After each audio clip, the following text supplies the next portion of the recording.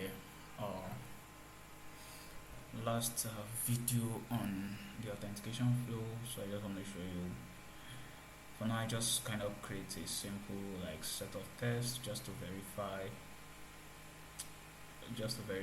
the two resolvers we created, because I observed that since I concluded that since the user service class is empty, I don't need to do any testing at this point. So I just had to verify, just through test to verify these two, this and this. So as expected, I had to mock some things I had to stop some things. So for example, you can see that I have, if let me show you from the test interface. So I could scroll up. I still haven't resolved this yet, not planning to yet.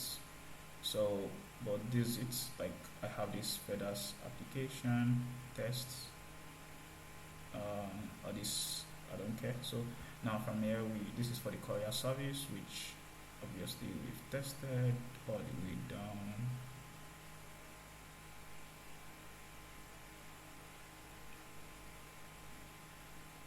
So then this is the one for the user. So normally I've changed the way the structure looks like. You have type name. So this time resolvers is what I'm testing for the users. So in this case, I check generate pass should generate a unique name pass with multiple entropy source, and then it should generate coins within a specified range. So that was pretty much the only two tests I had to write for it. So and for each test, they were pretty long compared to the one for the courier service. So for example, I had to kind of create a mock context, because normally when you are dealing with resolvers, you pass context up and down, like you pass the context up and down. So I had to kind of create a mock context where I kind of stopped the create method for the service, and I stopped the headers, because that's also used in the by me and the generates name pass. So I did that, and then I tried to verify if what was returned falls within the range of mf underscore 64 hexadecimal number, then hyphen 8 hexadecimal number. This last one is for the time, but in hexadecimal, the timestamp. So I did that, and then I just verified a number of things. You would see it, all these things in the source code. So there we have it. And for the get random coins, I basically just checked that every coin generated falls within a range. So I created like a set to store the results, then loop through this stuff, stop the get hours, and also stop the global global performance objects with this object I created. So because these two are being used, like this get hours is called within the get coins, and I just wanted to make sure I have control over what it returns. So and then I added it restore the state for each iteration, because if it has to go through the next iteration, it will mess up the whole stuff. So I had to restore it for each iteration, and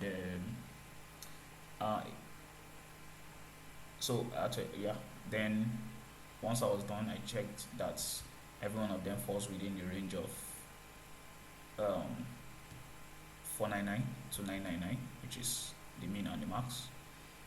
And then I like how simple this stuff is, like it treats like English. And then I also kind of ensure that there is some variability, which is to check if the size of this set is greater than 1, which is quite a weird sort of variability to check for.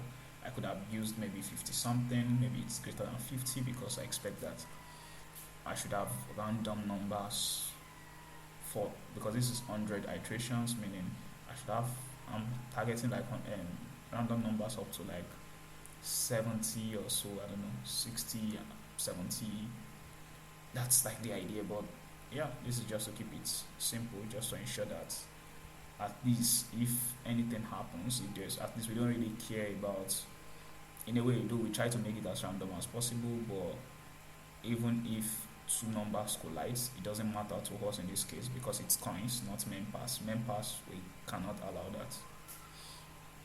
So I hope that makes sense to you, and see you in the next video, in the next episode. In the next episode, we'll begin our journey to building the um, the upload the upload service, which handles like uploading of the video and then extracting the frames from the video. So basically, the videos will be uploaded to. I initially intended to use GCS, but then I'm thinking of moving the meme generation to AWS Lambda, so that I don't have to. There's some abnormally which I will talk about. I'm trying to avoid with Feathers.js due to like the configuration stuff. So I think moving it to Lambda will just work fine for me in this case, rather than having to go through that process. So yeah, in the next video we'll try to build the service for that handles uploading, videos, and then extracting all the frames from the videos and uploading them. So in fact, I'm trying to see if in a way I can avoid uploading the videos and just extracting the frames. Like, I'm actually trying to see that maybe I can just keep the part of you don't have to upload a video. You send me a video, but then I just extract the frames and throw your video away, and just store the frames for you instead. Like upload the frames instead. So I don't know. Think about it in the next video. Try to think of the flow before we move on. Thank you. See you in the next video.